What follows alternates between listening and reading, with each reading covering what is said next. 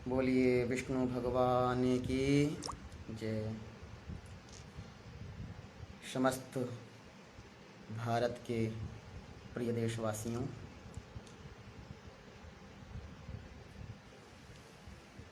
आत्मनिर्भर सर्वं परवशं दुःखं सर्वमात्मवशं सुखम।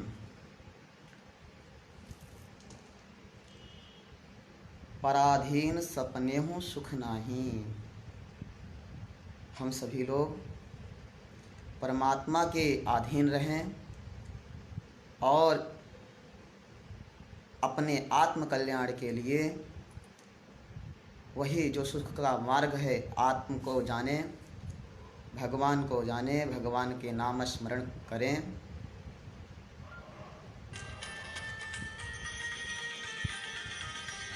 जैसा कि आप सभी लोग सुन रहे हैं, श्री विष्णु पुराण आज 34वां दिन। आज प्रारंभ करने से पूर्व आइए हम सभी लोग भगवान नाम स्मरण करते हैं, सुनते हैं। हमारे फेसबुक पर एक मित्र हैं, आदरणीय प्रदीप शुक्ला जी, वे पोस्ट करते हैं तो साथ में एक 4 पद का एक अपना कवित्व लिख देते हैं। उसको समझने का, वो हमेशा उनका मैंने पढ़ा, समाज में जो कुछ भी हो रहा है उससे उन्होंने प्रेरणा यही किया है कि कुछ भी करते हुए भगवान नाम का नहीं भूलना चाहिए, सीताराम को नहीं भूलना चाहिए। राम की ओर प्रेरणा करते हैं, वही राम को जानना ही अपने आप को, अपने अस्तित्व, आत्मा को समझना है। हम लोग यहाँ देखते हैं संसार में मित्रता एवं रिश्तेदारी सम्मान की नहीं, भाव की भूखी होती है। मित्रता एवं रिश्तेदारी सम्मान के साथ भाव की भूखी होती है, बशर्ते लगाव दिल से होना चाहिए, दिमाग से नहीं। कहते हैं रिश्ता रखो भगवान से, दूरी रखो दिमाग, वो भूखा है भाव का। यही कहते हैं प्रदीप जी जान। भगवान जो है भाव के भूखे हैं। और जैसा कि हम सभी लोगों ने हमारे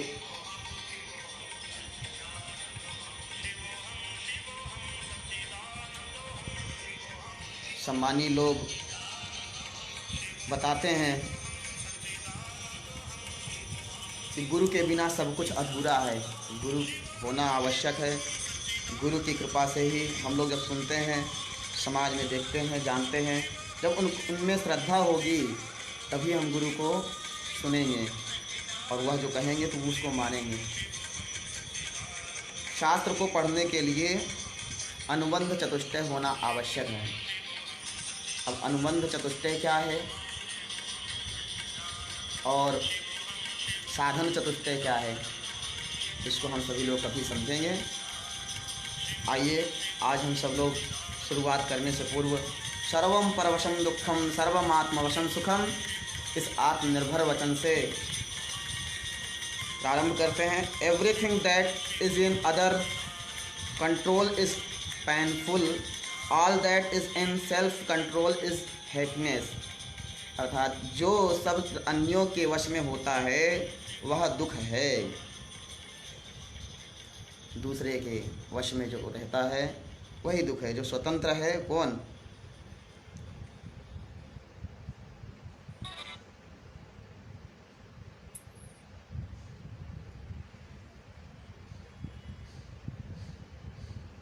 स्वतंत्र कौन है? जो किसी के अधीन नहीं है, जो परमात्मा के अधीन है, जो आत्म तत्व को जानना चाहता है, वही सुख है, वही सुखी है। हम सभी लोग देखते हैं हमारा यह भारत देश बहुत दिनों तक, बहुत वर्षों तक दूसरे के अधीन भी, वैसे पूर्ण रूप से कभी किसी का अधीन नहीं रहा है। यह जब तक सनातनी है, जब तक शुद्ध विचार है, तो विचारों का कभी किसी ने अपने वश में नहीं किया है। अभी भी स्वतंत्र अधिकार है, सभी लोग अपना विचार व्यक्त कर सकते हैं, परंतु उसका भी कुछ ना कुछ नियम है। तो जो अन्यों के वश में होता है वह है दुख, और जो सब अपने वश में होता है, हम जैसा चाहते हैं, वही सुख। तर्क संग्रह में बताया गया है दुख और सुख का। जो अनुकूलता और प्रतिकूलता, हमारे जो अनुकूल होता है वही सुख है, और हमारे जो प्रतिकूल होता है, विपरीत होता है, वही दुख है। तो सुख दुख यही है। और आत्मनिर्भर की बात करना, आत्म तत्व को जानना, वह सुख ही है। अपने आत्मबल पर, अपने पौरुष पर, भगवान के ऊपर विश्वास रखना, वही सुख है। ज्ञानी लोग ज्ञान के मार्ग से, और श्रेष्ठ पुरुष जो हैं, जो भगवान के भक्त हैं, वो ज्ञान से भगवान के अपने आप में सुख रखते हैं। और जो संसारिक जीव हैं, जो कर्म पे सुखी होना चाहते हैं कि हम जो करते हैं उसी में हम सुखी रहते हैं, जब उनके प्रतिकूल होता है तो वह दुख का अनुभव करते हैं। हम सभी लोग आइए प्रवेश करते हैं।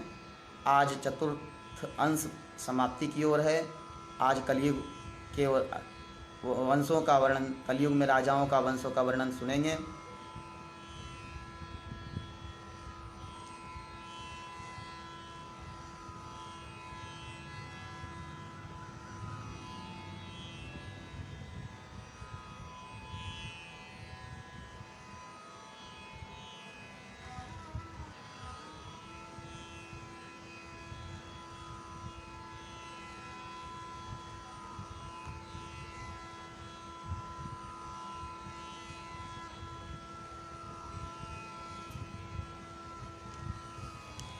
आइए प्रारंभ करते हैं।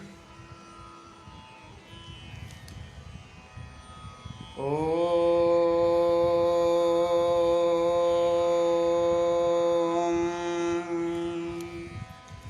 स्वस्ति श्री गणेशाय नमः। श्री सरस्वत्यै नमः।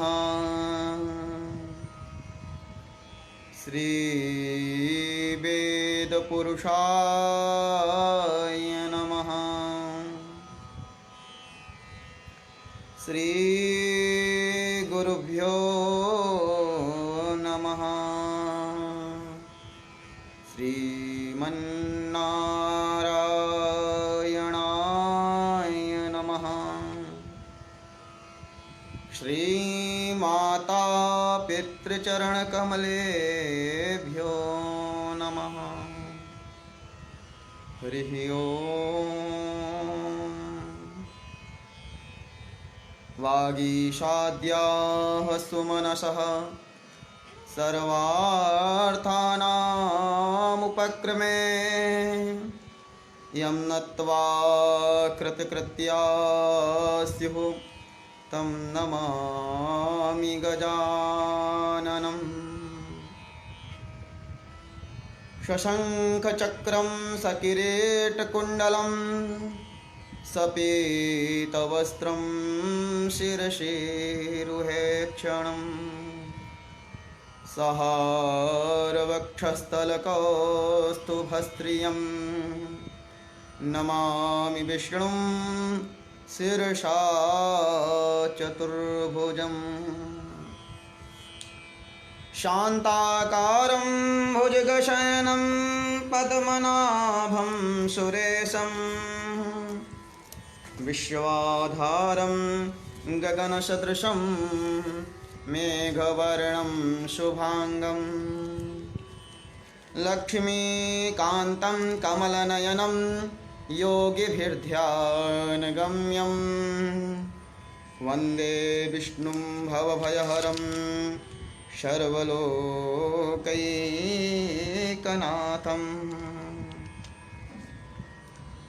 कस्तूरीतिलकं ललाटपटले वक्षः स्थले कौस्तुभं नासाग्रे वरमौक्तिकं करतले वेणुः करे कङ्कणम् सर्वाङ्गे हरिचन्दनं सुललितं कण्ठे च मुक्तावली गोपस्त्रीपरिवेष्टितो विजयते गोपालचूडामणिः अस्ते स्वस्तरुणी कराग्रविगलत्कल्पप्रसूनाप्लुतम् वस्तु प्रस्तुतवेणुनादलहरी निर्वाणनिर्व्याकुलम् स्रस्तस्रस्तनिबद्धनी विविलिसद्गोपीसहस्रावृतम् हस्तन्यस्तनतापवर्गमखिलो दारं किशोराकृतिः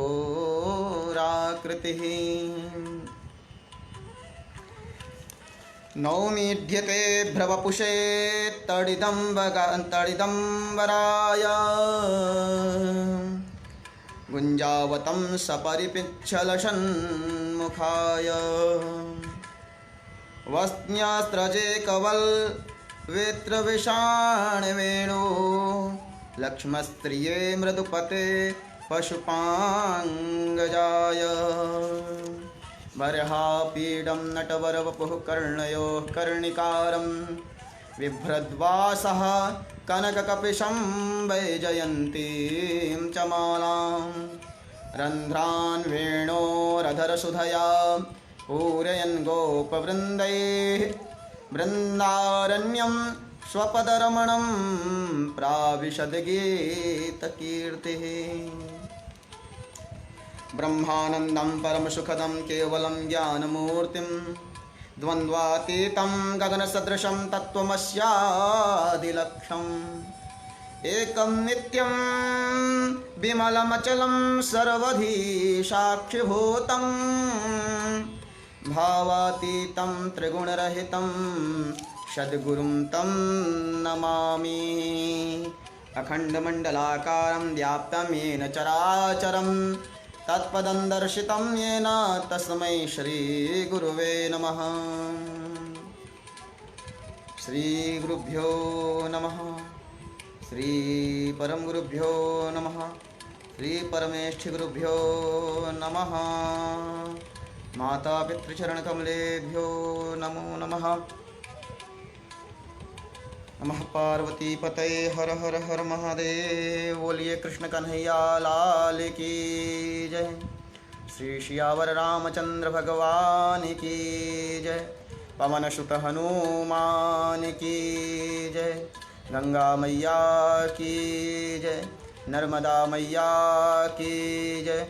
काशी विश्वनाथ महादेव की जय। राजा रणछोड़ भगवान की जय।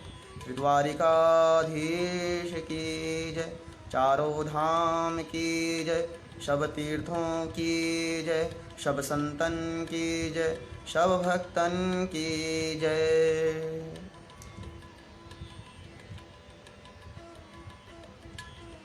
बोलिए विष्णु भगवान की जय।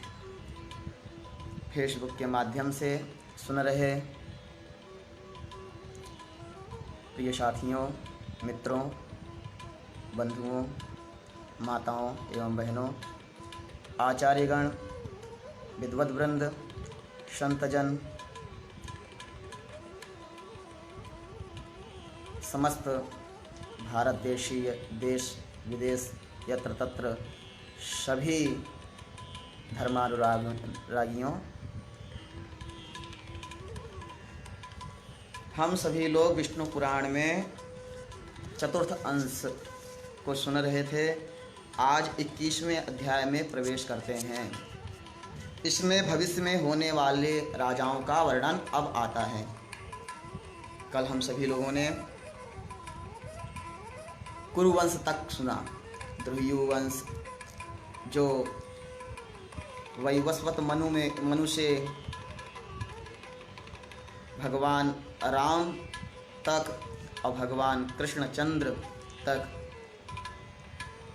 और ययाति चरित्र, उनके वंशज, उनके पुत्रों के वंशों में जो मुख्य मुख्य वंश थे उनका नाम हम सभी लोगों ने सुना। आज हम सभी लोग भविष्य में होने वाले राजाओं का वर्णन सुनेंगे। तो आइए सुनते हैं।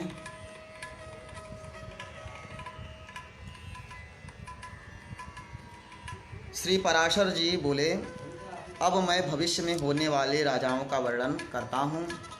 इस समय जो परीक्षित नामक महाराज हैं, इनके जनमेजय, श्रुतसेन, उग्रसेन और भीमसेन नामक 4 पुत्र होंगे। जनमेजय का पुत्र शतानीक होगा, जो याज्ञवल्क्य से वेदाध्ययन कर, कृप से शस्त्र विद्या प्राप्त कर, विषयों से विरक्त चित्त हो, महर्षि शौनक के उपदेश से आत्मज्ञान में निपुण होकर परम निर्वाण पद प्राप्त करेगा। शतानीक का पुत्र अश्वमेध दत्त होगा। इसके अधिसीम कृष्ण तथा अधिसीम कृष्ण के निचक्नु नामक पुत्र होगा, जो कि गंगा जी द्वारा हस्तिनापुर के बहा ले जाने पर कौशाम्बीपुर में निवास करेगा। तस्याप्युष्णः पुत्रो भविता, निचक्नु का पुत्र उष्ण होगा।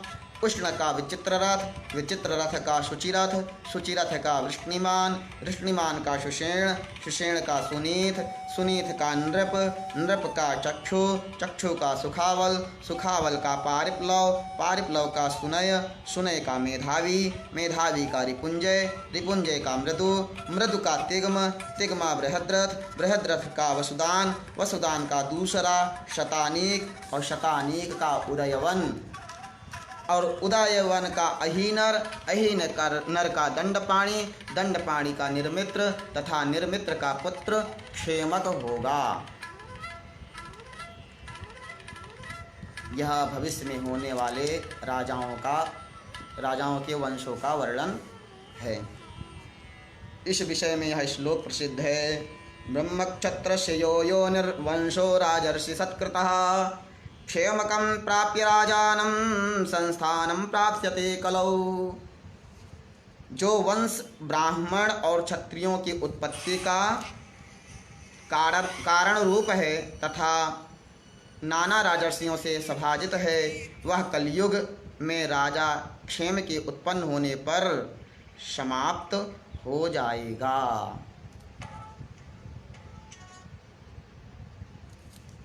इस तरह भविष्य में होने वाले राजाओं का वंशों का वर्णन सुनाते हुए श्री पराशर जी 21वें अध्याय की समाप्ति करते हैं।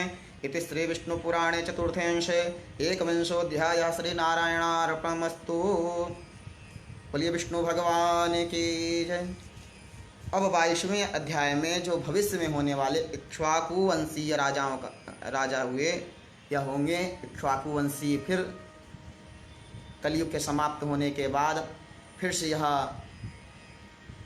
मनवंतर का जो पहले में बता दिए हैं उन सब का सर्गलीला फिर से प्रारंभ होगा, फिर सतयुग प्रारंभ होगा, फिर मनु होंगे, फिर उनके वंशज इक्ष्वाकु वंशीय राजा होंगे। उनका भी वर्णन इस प्रकार सुनाते हैं। अतश्चेक्ष्वाकयो भविष्याः पार्थिवाः कथ्यन्ते। श्री पराशर जी बोले, अब मैं भविष्य में होने वाले इक्ष्वाकु वंशीय राजाओं का वर्णन करता हूँ। बृहद्बल का पुत्र बृहक्षण होगा, उसका उरुक्षय, उरुक्षय का वत्स्यव्यूह, वत्स्यव्यूह का प्रतिव्योम, प्रतिव्योम का दिवाकर, दिवाकर का सहदेव, सहदेव का बृहदश्व, बृहदश्व का भानुरथ, भानुरथ का प्रतीताश्व, प्रतीताश्व का सुप्रतीक, सुप्रतीक का मरुदेव, मरुदेव का सुनक्षत्र, सुनक्षत्र का किन्नर, किन्नर का अंतरिक्ष, अंतरिक्ष का सुपर्ण, सुपर्ण का अमित्रजित, अमित्रजित का बृहद्राज, बृहद्राज का धर्मी, धर्मी का कृतंजय, कृतंजय का रणंजय, रणंजय का संजय, संजय का शाक्य, शाक्य का शुद्धोधन, शुद्धोदन का राहुल, राहुल प्रसेनजित का क्षुद्रक, क्षुद्रक का कुंडक, अकुंडक का सुरथ, सुरथ और सुरथ का सुमित्र नामक पुत्र होगा। ये सब इक्ष्वाकु के वंश में बृहद बल की संतान होंगे। इस वंश में संबंध में यह पुराण में यह श्लोक प्रसिद्ध है। अत्रानुवंश श्लोकः इक्ष्वाकूणामयं वंशः सुमित्रान्तो भविष्यते यतस्तं प्राप्य राजानं संस्थां प्राप्स्यति वै कलौ। कलयुग में यह सब इक्ष्वाकु वंशी राजाओं का वंशों का वर्णन श्री पराशर जी ने सुनाया। यह सुनाते हुए 22वें अध्याय की समाप्ति करते हैं। इति श्री विष्णु पुराणे चतुर्थेंशे 22वाध्यायः श्री नारायणार्पणमस्तु। बोलिए नारायण भगवान की जय। अब 23वें अध्याय में मगध वंश का वर्णन करते हैं। श्री पराशर जी बोले, अब मैं मगध देशीय बृहद्रथ की भावी संतान का अनुक्रम से वर्णन करूँगा। अत्र ही वंशे महाबल पराक्रमा जरासंध प्रधाना बभूवुः। इसी मगध देशी बृहद्रथ के जो संतान हैं, इस वंश में महाबलवान और पराक्रमी जरासंध आदि राजागण प्रधान थे। जरासंधस्य पुत्रः सहदेवः। जरासंध का पुत्र सहदेव है। सहदेव के सोमापी नामक पुत्र होगा। सोमापी के श्रुतस्रवा, श्रुतस्रवा के अयुतायु, अयुतायु के निर्मित्र, निर्मित्र के सुनेत्र, सुनेत्र के बृहत्कर्मा, बृहत्कर्मा के सेनजित, सेनजित के श्रुतंजय, श्रुतंजय के विप्र तथा विप्र के शुचि नामक एक पुत्र होगा। शुचि पवित्रता। परंतु ऐसा मगध वंश का वर्णन सुनाते हुए बताते हैं। अब कहते हैं शुचि के क्षेम्य, क्षेम्य के सुब्रत, सुब्रत के धर्म और धर्म के सुश्रवा, सुश्रवा के दृढ़सेन, दृढ़सेन के सुबल, सुबल के सुनीत, सुनीत के सत्यजित, सत्यजित के विश्वजित और विश्वजित के रिपुंजय नामक रिपुंजय का जन्म होगा। इत्येवार्हद्रथा भूपतयो वर्ष सहस्रमेकं भविष्यति।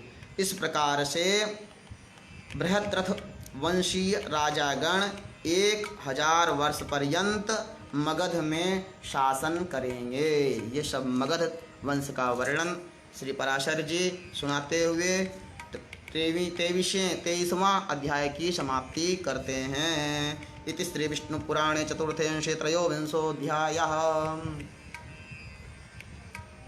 अब हम सभी लोगों ने भविष्य में इक्ष्वाकु वंशी और भविष्य में होने वाले राजाओं के वर्णन श्री पराशर जी ने सुनाया। इस तरह सुनाते हुए 23 अध्याय समाप्त करते हैं। चतुर्थ अंश के अंतिम अध्याय 24वें अध्याय को सुनाते हैं। इसमें 24वें अध्याय में कलियुगी राजाओं और कली धर्मों का वर्णन तथा राजवंश वर्णन का उपसंहार आता है। कलियुगी राजाओं के और कली धर्मों का वर्णन करते हैं। आइए हम सभी लोग सुनते हैं।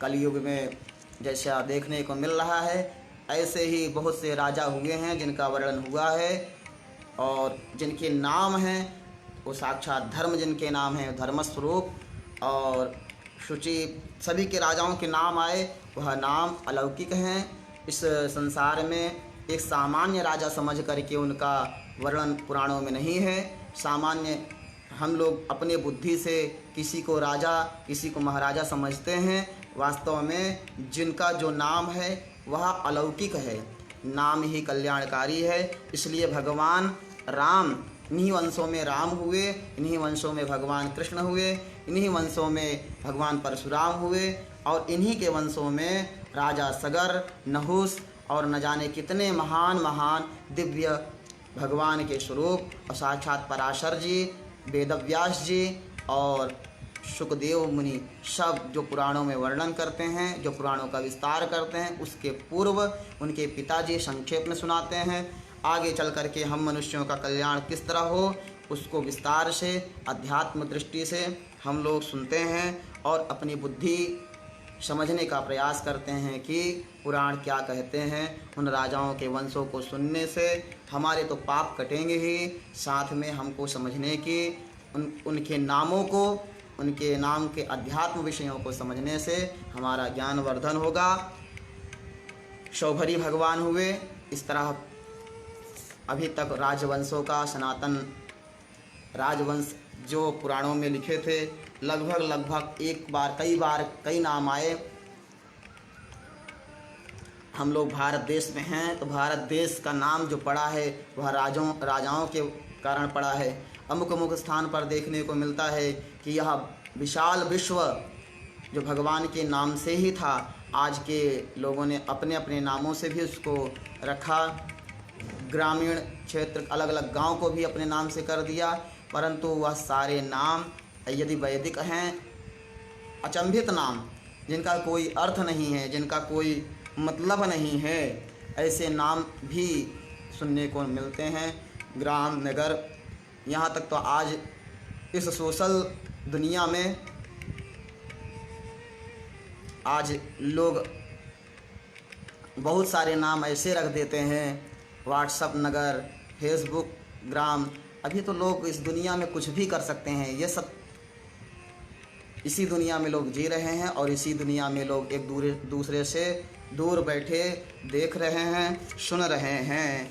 आगे क्या होगा वह अब हम लोग सुनते हैं कलयुगी राजाओं और कली धर्मों का वर्णन।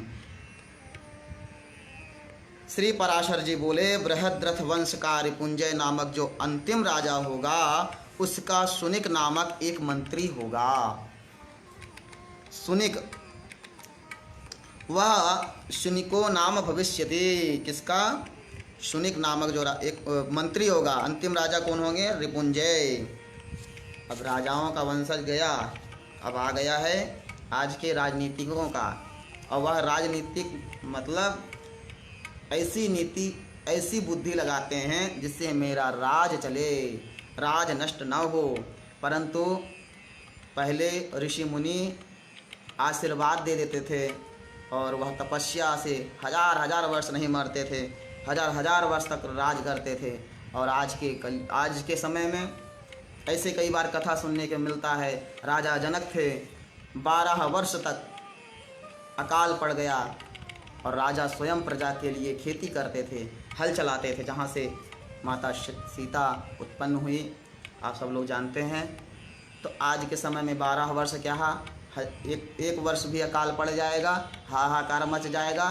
राजा जो वर्तमान नेता हैं इनके ऊपर 1 महीना, 2 महीना, 3 महीना और यहाँ 5-6 महीना में अकाल पड़ने लगा, इनके ऊपर विश्वास होगा ही नहीं, क्योंकि इन्होंने हमेशा एक दूसरे के ऊपर आक्षेप ही लगाया है।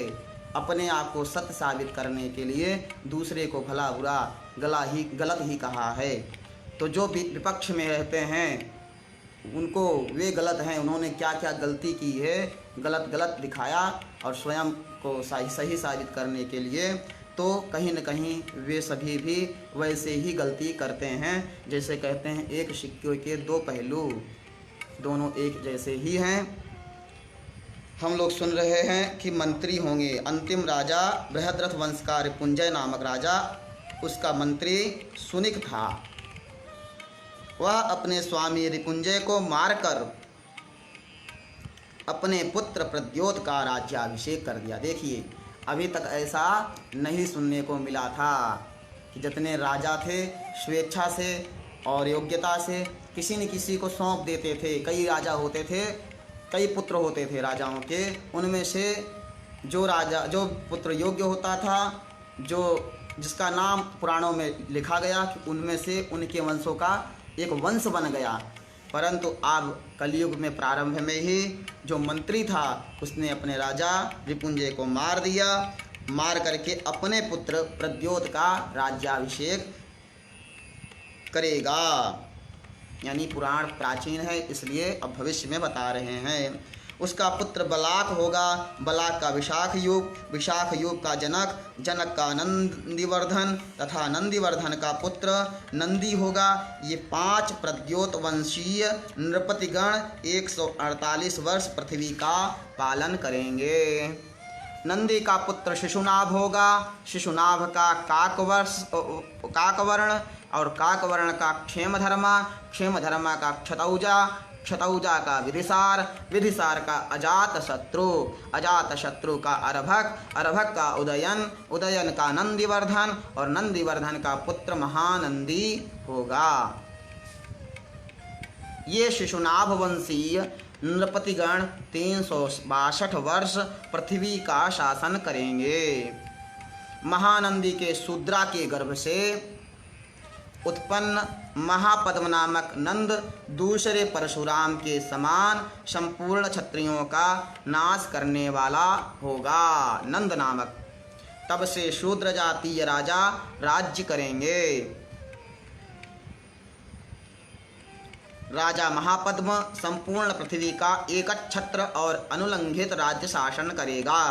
उसके सुमाली आदि 8 पुत्र होंगे जो महापद्म के पीछे पृथ्वी का राज्य भोगेंगे। महापद्म और उसके पुत्र 100 वर्ष तक पृथ्वी का शासन करेंगे। तदनंतर इन नौ नंदों को कौटिल्य नामक एक ब्राह्मण नष्ट करेगा। कौटिल्य पंडित। उनका अंत होने पर मौर्य नृपतिगण पृथ्वी को भोगेंगे। कौटिल्य ही मुरा नाम की दासी से नंद द्वारा उत्पन्न हुए चंद्रगुप्त को राज्याभिषिक्त करेगा। चंद्रगुप्त का पुत्र बिंदुसार, बिंदुसार का अशोकवर्धन, अशोकवर्धन का सुयसा और सुयसा का दशरथ। देखिए फिर दशरथ, जनक, दशरथ, ये सब कई बार नाम आ गए। भरत तो कलयुग में भी और युग युगों में, और यह कलयुग का प्रथम चरण चल रहा है, 20वीं शताब्दी और 21वीं आने वाला है। तो ये सब कलयुग में भी न जाने कितने राजा होंगे, उन सब का नाम कलयुग में ऐसे होने वाले हैं। कोई कितने वर्ष तक राज करेगा, कोई कितने वर्ष तक, कोई मंत्री राजा को मारेगा, कोई राजा मंत्री। अभी सब विश्वास कलयुग में हटेगा धीरे धीरे। और कहाँ प्रजाओं को भी, आज के प्रजा को भी विश्वास नहीं होता है।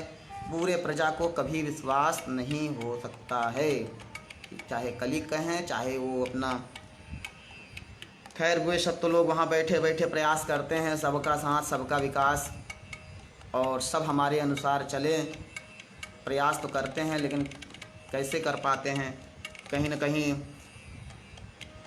शांतिपूर्ण जीने वाला मनुष्य हिंदू लड़ाई झगड़ा में नहीं, वह शांति से जीना चाहता है। और जो दुष्ट लोग हैं, जो शांति नाम की चीज़ ही नहीं है, ज़बरदस्ती हठपूर्वक बलात् लेने वाला वह दुष्ट, ज़बरदस्ती लेने वाला, छीनने वाला वह भारी पड़ जाता है। परंतु सत्य से जीने वाले धर्मात्मा महात्मा वे ही इस पृथ्वी की रक्षा करते हैं। वे ही मानव के बचाने के लिए अपने बुद्धि से शासन का जो नियम बनाते हैं वो वे ही वेद को रक्षा के लिए, वेद की रक्षा और ब्राह्मणों की रक्षा, गौ की रक्षा, जो भगवान की परंपरा से चली आई है उसकी रक्षा के लिए वे भी बहुत सारे शासन बनाते हैं। और वे कोई साधारण नहीं होते हैं, वे महापुरुष, वे भगवान के ही अंश समझे जाएं चाहे कहे जाएं। हमारी जीव बुद्धि से हम उनको समझ नहीं सकते। वे ही ब्रह्मा हैं, वे ही विष्णु हैं, वे ही सखा मित्र भी हैं। क्योंकि भगवान के भक्त अपनी बुद्धि से जाकी रही भावना जैसी प्रभु मूरत देखी, वैसे सभी लोग वैसा जिसकी जैसी भावना होती है वैसे देखते हैं। ऐसे भगवान हमारे बीच में आकर के कहते हैं कि संसार में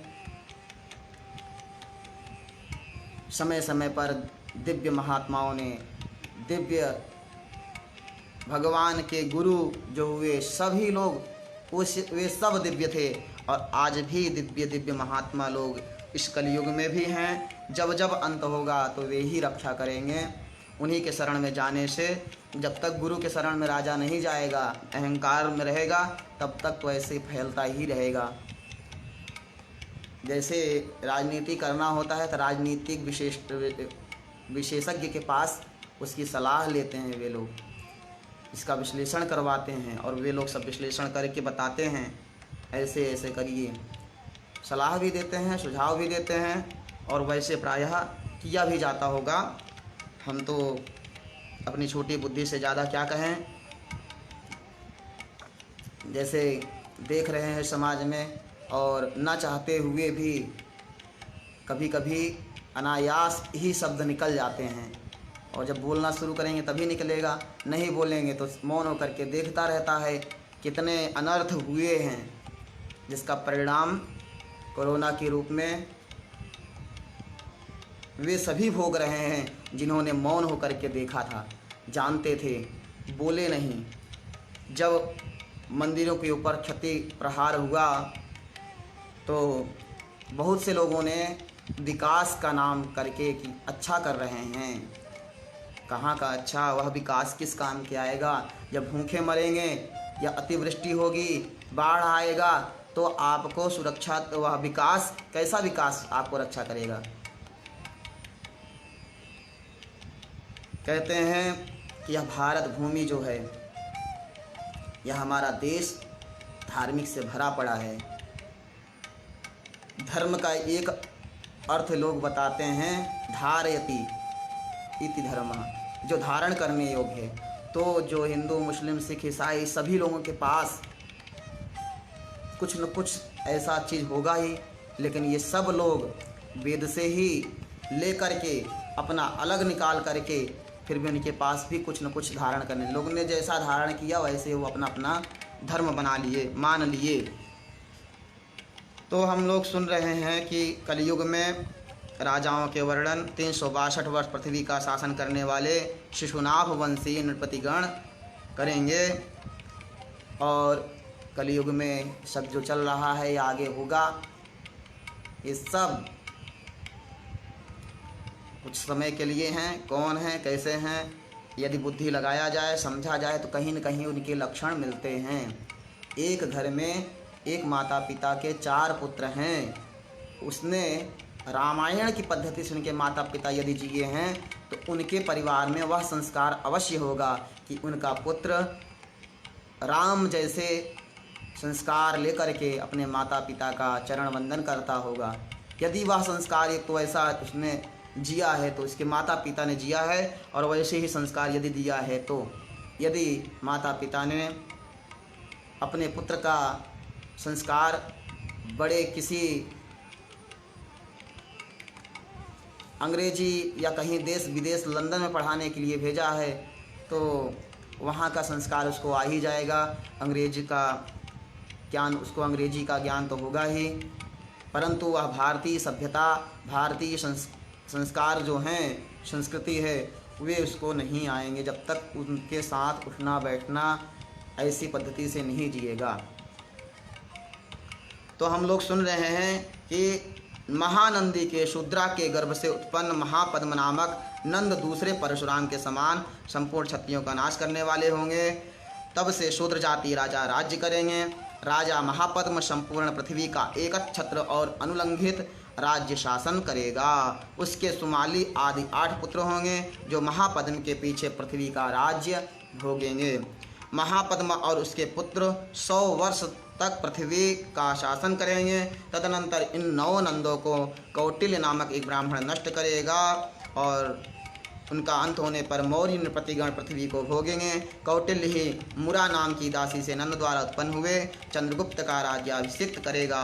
चंद्रगुप्त का पुत्र बिंदुसार, बिंदुसार का अशोकवर्धन, अशोकवर्धन का सुयसा, सुयसा का दशरथ, दशरथ का संयुत, संयुत का शालिशुक, शालिशुक का सोम शर्मा, सोम शर्मा का शतधन्वा तथा शतधन्वा का पुत्र बृहद्रथ होगा।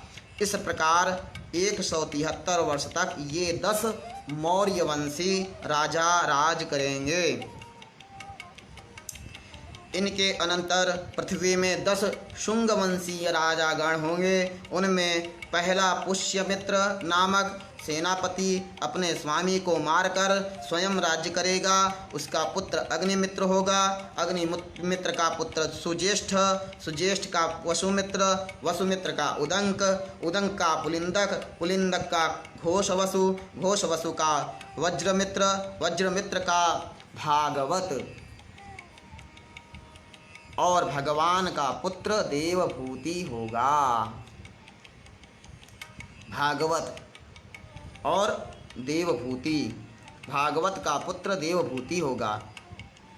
भागवत और भागवत का पुत्र देवभूति। अब भागवत क्या है? भागवत कथा लोग सुनते हैं तो, परंतु भागवत राजा होंगे कलयुग में, उनका पुत्र देवभूति होगा। ये शुंग नरेश 112 वर्ष पृथ्वी का भोग करेंगे। ततः कण्वानेशा भूर्यास्यते देवभूतिं तो शुंगराजानं व्यसनिनं तस्यैवामात्यः काण्वो वसुदेवनामा तं निहत्य स्वयं वनीं भोक्ष्यति।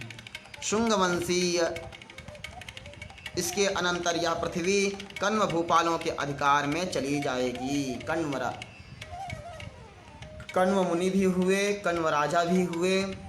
हम लोगों ने पहले उनका नाम सुना कई बार, कण्व आया। और शुंगवंशीय अति व्यसनशील राजा देवभूति को कण्ववंशीय वसुदेव नामक उसका मंत्री मारकर स्वयं राज्य भोगेगा। उसका पुत्र भूमित्र, भूमित्र का नारायण तथा नारायण का पुत्र सुशर्मा होगा। ये 4 काण्व भूपतिगण 45 वर्ष पृथ्वी के अधिपति रहेंगे। कण्ववंशीय सुशर्मा को उसका बलिपुच्छक नाम वाला आंध्र जातीय सेवक मारकर स्वयं पृथ्वी का भोग करेगा। उसके पीछे उसका भाई कृष्ण पृथ्वी का स्वामी होगा। अब सुशर्मा को उसका बलिपुच्छक नाम वाला आंध्र जातीय सेवक मारकर पृथ्वी का भोग करेगा। उसके पीछे भाई, उसका भाई जो आंध्र जातीय सेवक है राज करेगा, उसका भाई कृष्ण पृथ्वी का स्वामी होगा। उसका पुत्र शांतकर्णी होगा।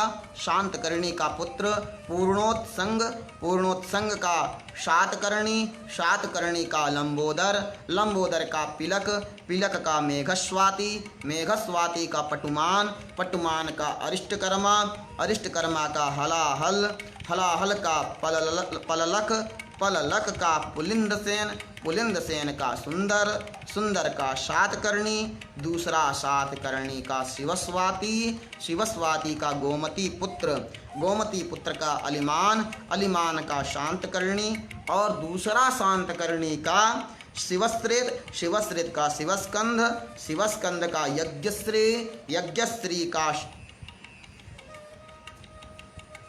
द्वियज्ञ, द्वियज्ञ का चंद्रश्री तथा चंद्रश्री का पुत्र पुलोमाची होगा। ऐसे राजा का नाम इतिहास में कहीं न कहीं सारे राजाओं का नाम लिखा ही होगा, होगा ही, यदि आ गया होगा। यदि नहीं आएगा तो इन सब ऋषियों का नाम, इन सब राजाओं का नाम इतिहास दोहराएगा और लिखा जाएगा। इनके पीछे 7 आभीर और 10 गर्धभिल राजा होंगे। फिर 16 शक राजा होंगे। इनके पीछे 8 यवन, 8 यवन, 14 तुर्क, 13 मुंड गुरुंड और 11 मौन जातीय राजा लोग 1090 वर्ष पृथ्वी का शासन करेंगे। यवन, तुर्क, मुंड और मौन जातीय राजा पृथ्वी का शासन करेंगे। अब यवन भी आ गए होंगे, हजारों वर्ष तक राज किए हैं, मुस्लिम शासन रहा है। इतिहास में मिलने को मिलता है तुर्क लोग भी आकर के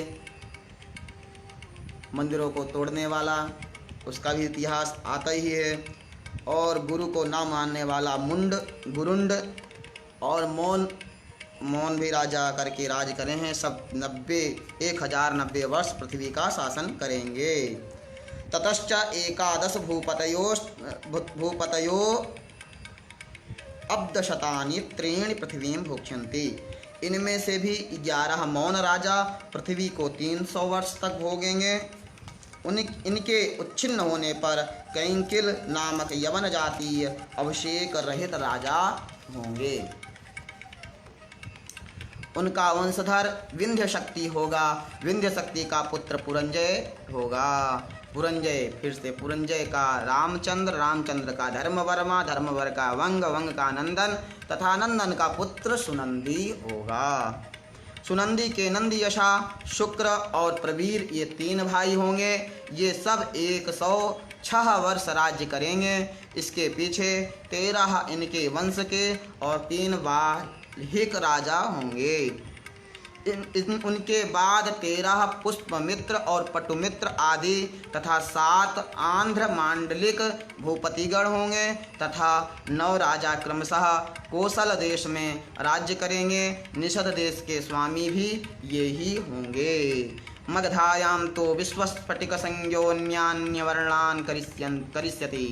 मगध देश में विश्वस्फटिक नामक राजा अन्य वर्णों को प्रवृत्त करेगा। वह कैवर्त, वटु, पुलिंद और ब्राह्मणों को राज्य में नियुक्त करेगा। संपूर्ण क्षत्रिय जाति को उच्छिन्न कर पद्मावती पुरी में नागगण तथा गंगा के निकटवर्ती प्रयाग और गया में मागध और गुप्त राजा लोग राज्य भोग करेंगे।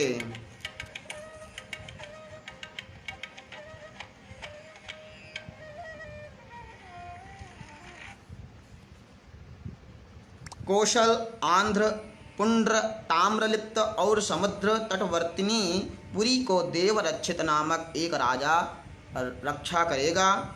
कलिंग, माहिष, महेंद्र और भौम आदि देशों को गुह नरेश भोगेंगे।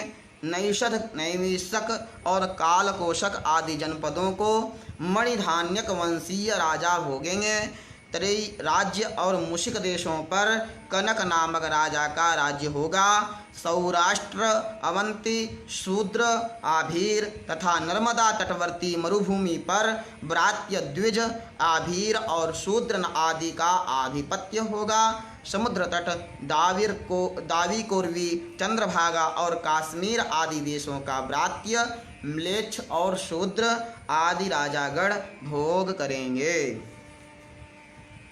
ये संपूर्ण राजा लोग पृथ्वी में एक ही समय होंगे। ये थोड़ी प्रसन्नता वाले, अत्यंत क्रोधी, सर्वदा अधर्म और मिथ्या भाषण रुचि रखने वाले, स्त्री, बालक और गौओं की हत्या करने वाले, परधन हरण में रुचि रखने वाले, अल्प शक्ति, तमह प्रधान उत्थान के साथ ही पतनशील, अल्पायु, महती कामना वाले, अल्प पुण्य और अत्यंत लोभी होंगे। ये संपूर्ण देशों को परस्पर मिला देंगे। ये बात तो सत्य है। देखने को भी मिल रहा है कि लोभी, कामी जो बताया जा रहा है, कहीं न कहीं उनका लक्षण मिलता ही है। ये सब तो उस दिव्य सहस्त्र हजारों वर्षों तक राजा लोग जो राज करते थे, उनके सामने तो आज के राजाओं, आज के शासन करने वाले लोगों का आयु तो कम ही होता है। चाहे जो जब से यह युधिष्ठिर संवत और भगवत्पाद शंकराचार्य जी आने के बाद और लोगों ने धर्म युद्ध में अधर्म फैला दिया था, उनकी रक्षा लोगों को अपना कर्म चारों दिशाओं से वैष्णवाचार्य, रामानंदाचार्य लोगों ने भगवान के भक्ति में तल्लीन करके रखा है। कथा, भागवत, भगवान नाम और हम लोग सुनते हैं प्रभुपाद, चैतन्य, जो भगवान की भक्ति के लिए नाना प्रकार के नाम स्मरण कुछ नहीं जानते, फिर भी वह कहते हैं वही भगवान का नाम की महिमा बताते हुए। और न जाने कितने ऐसे भगवान के भक्त हो गए जो भगवान का गुण गाते रहे और बताते रहे, सुनाते रहे और सुनाते सुनाते न जाने कितने धर्मशास्त्र ग्रंथों का उन्होंने व्याख्या किया। बहुत सारे आज हम सभी लोगों को वह शास्त्र, ऐसे दिव्य शास्त्रों का विश्लेषण, लेखन, उल्लेखन और जो आज के व्याकरण आदि शास्त्रों को पढ़ करके जो विमर्श किया जाता है, जो मैं समझता हूँ डॉक्टर की उपाधि करने वाले जो अनुभवी होते हैं, जो इतने कई वर्षों का अनुभव होता है, उन्होंने अच्छे से ग्रंथ को लगाया है। उस ग्रंथ के ऊपर शोध करने वाले वे विद्वान पूर्ववर्ती जो राजा हुए, पूर्ववर्ती जो विद्वान काव्य महाकवि लोग हुए, उन्हीं का अनुसरण कर अपने ग्रंथों का आगे बढ़ाते हैं। और वे शोध में ये भी लिखते हैं कि यह मेरे अकेले से संभव नहीं हुआ। मार्गदर्शन और उस ग्रंथ में किन किन लोगों का सहयोग रहा, इस ग्रंथ का उद्देश्य क्या है, यह सब कुछ बताते हुए ग्रंथ का अनुबंध चतुष्टय और जो 4 फल वे सब बताते हुए ग्रंथ को पूर्ण दिशा की ओर ले जाते हैं। तभी हमारी रुचि होती है जब हम ग्रंथ सुनते हैं कि यह ग्रंथ हमें किस दिशा में ले जाएगा। हमारे विषय, हमारे सब्जेक्ट, कोई भी ग्रंथ छात्र वही पढ़ना चाहेगा। हमारे विषय, आज हम यह विष्णु पुराण कह रहे हैं, पढ़ रहे हैं, और इसका मतलब आचार्य कक्षा में विष्णु पुराण से मेरे विषय में यह चौथा, 5वां और 6वां अंश आया है। तो हम जब उसका एक बार अध्ययन कर लेंगे तो हमको पता चलेगा कि विष्णु पुराण हमारे कोर्स में, हमारे सब्जेक्ट में आया था, और इन अंशों में किन किन राजाओं का वर्णन आया। तो हम उस आधार पर और उन राजवंशों का पढ़े हुए कुछ लाइन कर लेंगे, कुछ नोट बनाएंगे, तो उनको हम वहाँ पर लिखने में समर्थ बन सकते हैं। यदि हम पढ़े ही नहीं रहेंगे और थोड़ा सा एक प्रवेश विष्णु पुराण शुरुआत में हमने पढ़ लिया कि इसको पराशर जी ने सुनाया और मैत्रेय जी को सुनाया है, उस आधार पर हम लिख तो देंगे, पर बीच में किन किन राजाओं का वर्णन आया वह बताना, और भगवान के कौन कौन से चरित्र आए। खैर, कभी कभी ऐसा होता है कि कौन सा फल, प्रश्न भी ऐसा होता है कि इसको सुनने से कौन सा फल हुआ, ऐसा भी आ सकता है। पर भी अभी हम लोग फलों की ना ध्यान देते हुए राजाओं का, वंशों का आनंद ले रहे हैं, आनंद के साथ सुन रहे हैं और पढ़ रहे हैं। तो यदि गुरु के पास बैठ करके यदि हम पढ़ते सुनते तो एक एक शब्दों पर एक उस अध्याय का सार भी हमको मिल सकता है। और यहाँ पर हम लोग यथावत सुन रहे हैं। कलयुग में होने वाले राजाओं के चिन्हों के भी बारे में आगे बताते हैं। ये संपूर्ण राजा लोग पृथ्वी में एक ही समय पर होंगे, और अल्पशक्ति, तम प्रधान, उत्थान के साथ ही पतनशील, अल्पायु, महती काम वाले, अल्पायु, अत्यंत लोभी होंगे। ये संपूर्ण देशों को परस्पर मिला देंगे तथा उन राजाओं के आश्रय से ही बलवान और उन्हीं के स्वभाव का अनुकरण करने वाले म्लेच्छ तथा आर्य विपरीत आचरण करते हुए सारी प्रजा को नष्ट भ्रष्ट कर देंगे। कहीं न कहीं नष्ट भ्रष्ट सब लोग हो ही रहे हैं। वेश, जो भारतीय वेश है उसको पहनने में लोगों को शर्म आता है, साड़ियाँ पहनने में लोग शर्म महसूस करते हैं, और वहीं बाहरी वस्त्रों को जो नया मॉडल निकलता है उसको पहनने के लिए उत्सुक होते हैं। ऐसे ही हमारे भाई लोग भी नया कपड़ा आया, नया पैटर्न आया, उसको खोजते हैं और अपनी भारतीय सभ्यता जो है उसको पहनने में कहीं ना कहीं शर्म करते हैं, और जो पहनते हैं उनका हंसी मजाक पंडित जी कहेंगे, कुछ भी कहेंगे, और कोट पहनने वाले का कहेंगे पढ़े लिखे हैं, विद्वान हैं। तब दिन दिन धर्म और अर्थ का थोड़ा थोड़ा ह्रास तथा क्षय होने के कारण संसार का क्षय हो जाएगा। थोड़ा थोड़ा, धीरे धीरे, दिन दिन धर्म और अर्थ भी धीरे धीरे नीचे जाएगा, ना क्योंकि ये भारत को सोने की चिड़िया कहा जाता था। आत्मनिर्भर रहना, तो हमारे ऋषि मुनियों ने वही सिखाया है, आत्मनिर्भर, अपने आत्म पर विश्वास। आत्म की ही खोज के लिए नाना शास्त्र ज्ञान मार्ग हैं, कर्म कांड है, उपासना कांड है। कहीं न कहीं भगवान हमको उधर प्रेरित करो, धियो यो न प्रचोदयात, हमारी बुद्धि को उस आत्मा की ओर प्रेरणा करो, ले जाओ। यही सब तो है। अब धीरे धीरे कलयुग में ऐसा होगा, देखने को मिल रहा है। क्षय होने के कारण संसार का क्षय होगा, उस समय अर्थ ही कुलीनता का हेतु होगा। अर्थ ही अब धीरे धीरे देखने को मिल रहा है कि अर्थ, सब लोग पैसे के लिए ही जी रहे थे, फिर बल ही संपूर्ण धर्म का हेतु होगा।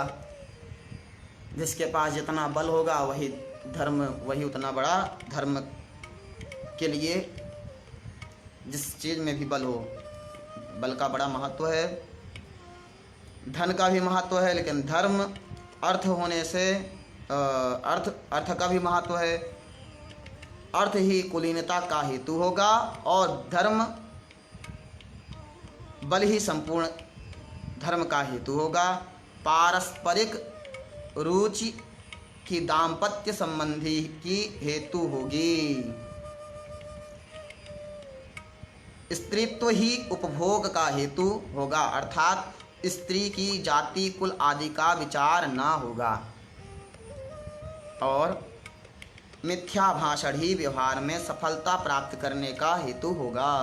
जल की सुलभता व्यवहार में सफलता प्राप्त करने का हेतु होगा। जल की सुलभता और सुगमता ही पृथ्वी की स्वीकृति का हेतु होगा, अर्थात पुण्य क्षेत्र आदि का कोई विचार न होगा। पुण्य क्षेत्र, धर्म क्षेत्र में आने जाने का विचार भी नहीं होगा। और क्या होगा? जहाँ की जलवायु उत्तम होगी वही भूमि उत्तम मानी जाएगी।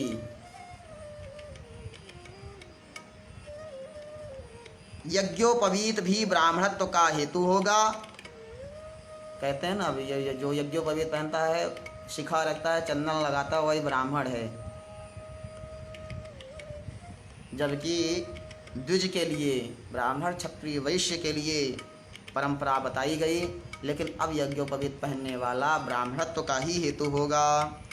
रत्नादि धारण करना ही प्रशंसा का हेतु होगा। हाथ में रत्न हो, अंगूठियाँ हो, वही प्रशंसा, उसी की प्रशंसा, उसी की जय जय होगी। गले में सोने का रत्न टंगा हो, मोटी मोटी सिकड़ी पहना हो, तो वही बड़ा आदमी, उसकी प्रशंसा होगी। अरे, और बाह्य चिन्ह ही आश्रमों के हेतु होंगे। अन्याय ही आजीविका का हेतु होगा। दुर्बलता ही बेकारी का हेतु होगा। निर्भयता पूर्वक धृष्टता के साथ बोलना ही पांडित्य का हेतु होगा। दान ही धर्म का हेतु होगा। स्वीकार कर लेना ही विवाह का हेतु होगा, अर्थात संस्कार आदि की अपेक्षा न कर पारस्परिक स्नेह बंधन से ही दाम्पत्य संबंध स्थापित हो जाएगा। भली प्रकार बन ठन कर रहने वाला ही सुपात्र समझा जाएगा। दूर देश का जल ही तीर्थोदकत्व का हेतु होगा तथा छद्म वेश धारण ही गौरव का कारण होगा। इस प्रकार पृथ्वी मंडल में विविध दोषों के फैल जाने से सभी वर्णों में जो जो बलवान होगा वही वही राजा बन बैठेगा। इस प्रकार अतिलोलुप राजाओं के करभार को सहन न कर सकने के कारण प्रजा पर्वत कंदराओं का आश्रय लेगी तथा मधु, शाक, मूल, फल, पत्र और पुष्प आदि खाकर दिन काटेगी।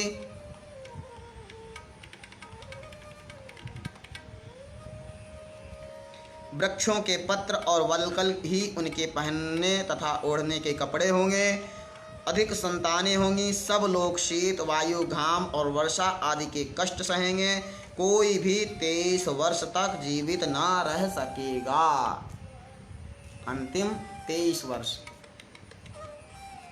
इस प्रकार कलयुग में यह संपूर्ण जन समुदाय निरंतर क्षीण होता रहेगा। इस प्रकार श्रौत और स्मार्त धर्म का अत्यंत ह्रास हो जाने तथा कलयुग के प्रायः बीत जाने पर संबल अर्थात संभल ग्राम निवासी ब्राह्मण श्रेष्ठ विष्णु यशा के घर संपूर्ण संसार के रचयिता चराचर गुरु आदि मध्यांत शून्य ब्रह्ममय आत्मस्वरूप भगवान वासुदेव अपने अंश से अष्टैश्वर्य युक्त कल की रूप से संसार में अवतार लेकर असीम शक्ति और महात्म्य से संपन्न हो सकल म्लेच्छ दस्यु दुष्टाचारी तथा दुष्ट चित्तों का क्षय करेंगे और समस्त प्रजा को अपने अपने धर्म में नियुक्त करेंगे। इसके पश्चात समस्त कलयुग के समाप्त हो जाने पर रात्रि के अंत में जागे हुओं के समान तत्कालीन लोगों की बुद्धि स्वच्छ स्फटिक मणि के समान निर्मल हो जाएगी। उन बीजभूत समस्त मनुष्यों में उनकी अधिक अवस्था होने पर भी उस समय संतान उत्पन्न हो सकेगी। उनकी वे संतानें सतयुग के ही धर्मों का अनुसरण करने वाली होंगी। इस विषय में ऐसा कहा जाता है कि यदा चंद्रश्च सूर्यश्च तथा तिष्यो बृहस्पतिः एकरासौ समिष्यन्ते तदा भवति वै कृतम्। जिस समय चंद्रमा सूर्य और बृहस्पति पुष्य नक्षत्र में स्थित होकर एक राशि पर एक साथ आवेंगे उसी समय सतयुग का आरंभ हो जाएगा। यद्यपि प्रति 12 वर्ष जब बृहस्पति कर्क राशि में जाते हैं तो अमावस्या तिथि को पुष्य नक्षत्र पर इन तीनों ग्रहों का योग होता है। तथापि समेष्यन्ति पद से एक साथ आने पर सतयुग का आरंभ कहा है, इसलिए उक्त समय पर अतिव्याप्ति दोष नहीं है।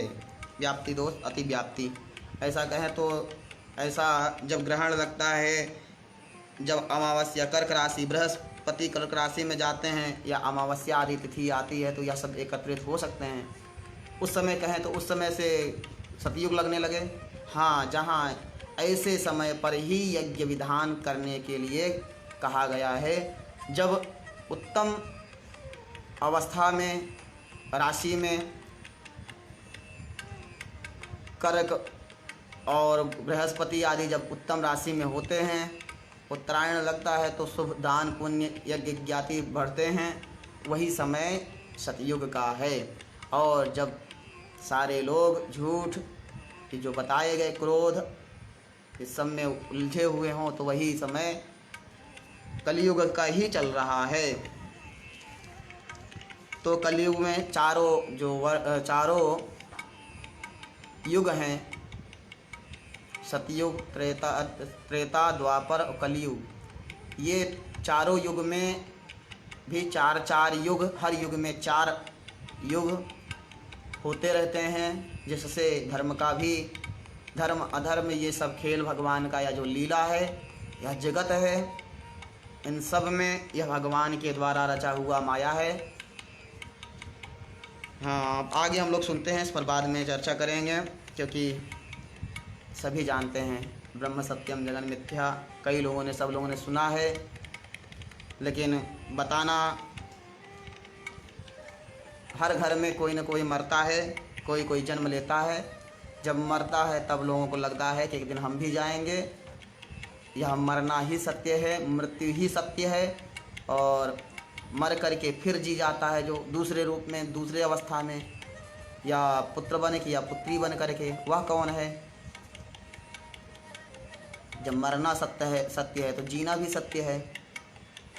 तो यह मरना जीना, जिसका जन्म होता है वही मरता है। बाकी भगवान ऐसे हैं, ये सारे खेल खिलाते हैं जीव, और वही जीव ही ब्रह्ममय बन जाता है। कब? जब मुक्ति को पा जाता है, जब वह मोक्ष को प्राप्त कर लेता है। नहीं तो उसके किए गए कर्म, शुभ अशुभ कर्म, उसको भोगने पड़ते हैं। पापी होता है तो जीव बनने के लिए उसको नरक में, कैसे नरक में कीटाणु बना देते हैं, कीट बना देते हैं, कुत्ता बना देते हैं, तो ये गंदगी खाता है। और अच्छे कर्म हैं तभी हम सभी लोग मनुष्य बने हैं, तभी भगवान के मंदिर का, भगवान नाम लेने का हम सभी लोगों का यह शुभ अवसर तभी मिला है क्योंकि हम लोगों ने कई जन्मों से अच्छे कर्म किए थे। हम लोग बहुत सौभाग्यशाली हैं कि हम लोगों को मनुष्य योनि प्राप्त हुआ है। भगवान का और भगवान की कथा का और सत्पुरुषों का सत्संग का अवसर मिलता रहता है। जिन लोगों को यह शुभ अवसर मिलता है वे सब लोग धन्य हैं और इसी मनुष्यता में लोग आने के बाद उनको भी यह अवसर नहीं प्राप्त होता है। कई बार आप लोगों ने भी कल्पना किया होगा कि आपके सामने रहने वाला जिंदगी भर 4 धाम का नाम तक नहीं जानता, कहाँ पर है सोचता ही रहता है। कई बार ऐसा होगा कि आपके कुल में कोई न कोई ऐसा होगा जिंदगी भर जन्म से लेकर मृत्यु हो जाता है तब तक कोई धाम, कोई तीर्थ, कोई संत महापुरुषों का दर्शन नहीं कर पाता। गाड़ी घोड़ा ये अपने परिवार पालना, बच्चा जन्म होने के बाद बड़ा हुआ, पढ़ने के लिए भेजा, नौकरी पे लग गया, 60 साल तक नौकरी करता रहा, रिटायर हुआ, शादी विवाह हुआ, अपने परिवार को चलाने लगा, उसी में चला जाता है। तो कलयुग में जिस समय